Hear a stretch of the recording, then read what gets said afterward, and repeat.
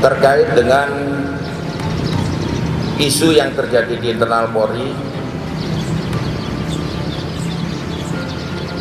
Bapak Kapolri sudah memerintahkan untuk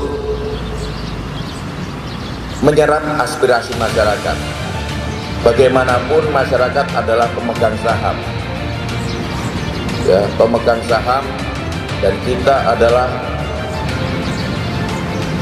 pekerja yang harus melayani masyarakat Gorontalo. Kinerja kita diukur dari kepuasan pelanggan kita. Pelanggan kita adalah masyarakat Gorontalo. Oleh karena itu, menindaklanjuti perintah dari Bapak Kapolri dengan program Jumat Curhat, Bapak Kapolda Gorontalo telah melaksanakan dan telah beberapa kali menggelar program ngobrol bareng polisi.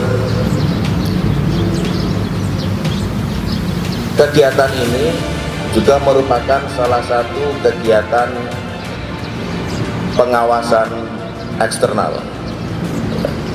Jadi apapun yang ada di masyarakat sekarang Bapak Kapolda dapat langsung mengakses.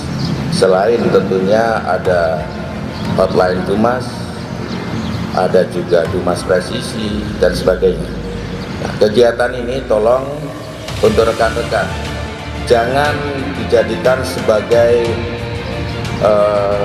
hal yang menyusahkan, namun sebagai pemacu bahwa kita harus meningkatkan kinerja kita.